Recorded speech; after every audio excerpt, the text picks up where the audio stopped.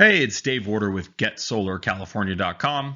I'm helping Californians turn sunshine into savings. Today I wanted to talk about something that comes up a lot when I'm looking at proposals with clients, and that's buying solar versus leasing solar. So there's lots of different options to purchase solar. You can purchase it outright, cash up front.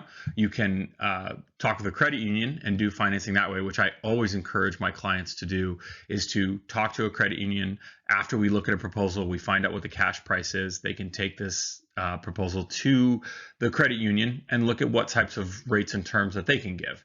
And that's always a good first step. And then I also give an option of a lease. If the client still wants to look at a lease after they've talked to a credit union, then that's how we break it down and take a look at the pros and cons of the lease.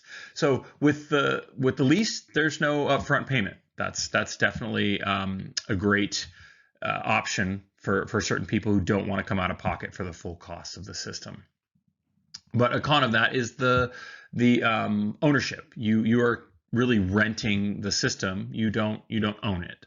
So, and then also that gets into the tax credit, which we can get into more detail later. But if you purchase the system or you finance it through, say, a credit union, then you get a 30% tax credit. So if you have that tax burden, it's a good thing to be able to use. With a lease, you don't do that. The leaseholder absorbs the 30% credit, and they just give you a low monthly payment on the lease. So reduced bills, that's a positive for solar. That's really, the big driving force for doing solar is that we can reduce your electricity bill. And as far as increased home value, you're going to see that a lot more when you purchase the panels outright, or even if you finance them through a credit union. With a lease, you can still show a buyer that you have low monthly payments for your utility, for electricity. You've made it just about as low as you can, but they still have to transfer that lease into their name when they purchase the property. So the long-term savings, it is better with a cash option, but you're still going to see savings with the lease as well.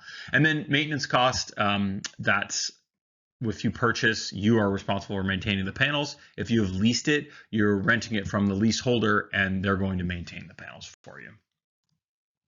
So this is a proposal that I created so I can compare and contrast the different options for, what the cash price is versus, what the monthly is if you lease it. So this is a 13,365 kilowatt system. It's 109% offset. So these panels are going to generate more power than what they're drawing right now on the utility, which is what we like to do with solar. I think this was they're drawing about 18,000 kilowatt hours per year. This system is going to produce 19,630 kilowatt hours per year. We've got the basic Q-cell solar panels on there. We've got solar edge inverters. This is a total of 33 panels, and there is a battery included in this, but we're not doing a backup. So this is essentially going to be the solar panels are going to generate energy during the day. They're going to store it in the battery just for the use when the homeowner comes home during the high tier periods. They'll be able to use that energy that they've created during the day. So here's the cash price for the system. Total price is $48,745.37 with a 30% federal tax credit of $14,623.61 and a net system cost of $34,121.76. So the federal tax credit thing is the important piece of this, where you just want to be clear that, and I have to let everyone know that I am not an accountant, so you want to talk to your accountant about this, but it's a credit. So you put solar panels on your roof, and that following tax year, you're going to be able to tell the federal government that, hey, I put solar panels on my roof and I have this 30% credit. So if you have, the $14,000 tax liability in the next year, that's great. You'll utilize it and you'll save money on your taxes. But if you don't have $14,000, it's going to roll to the next year. And you have 5 years to utilize this tax credit. So that's something to keep in mind when you're looking at paying cash, financing with a credit union, or if a lease option works better for you.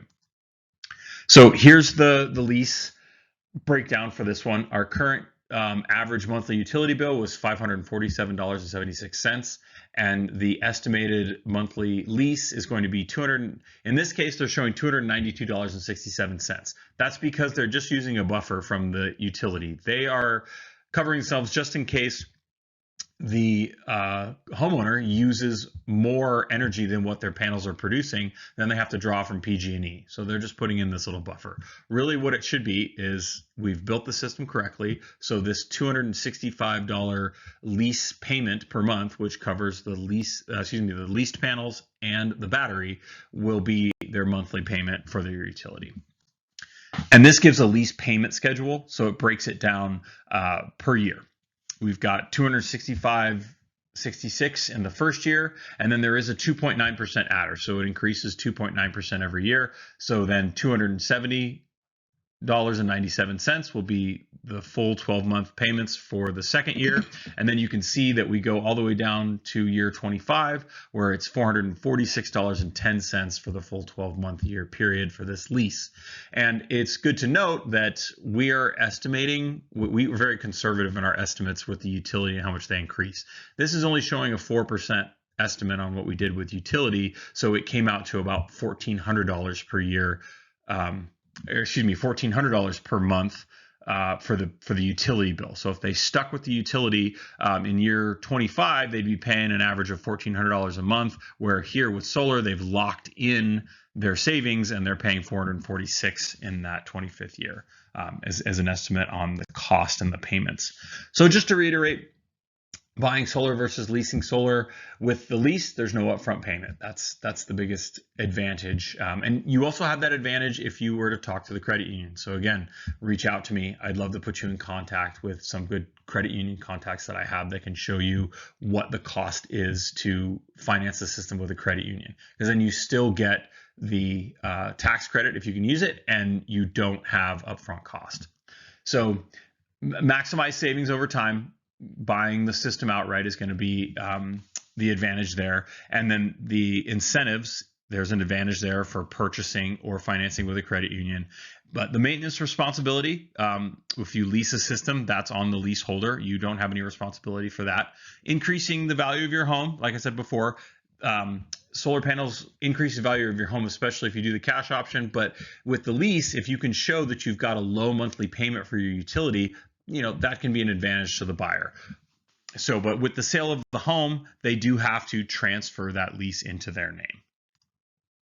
So I really appreciate you watching this. Please like and subscribe for further content about solar. And if you'd like to take a look at a solar proposal, it's very easy for me to put together for you. All I need is a copy of your current utility bill. You can email that to dave@getsolarcalifornia.com. That's dave@getsolarcalifornia.com. And if you have questions, please feel free to call or text me at 831-419-7604. Thanks, and I look forward to talking to you soon.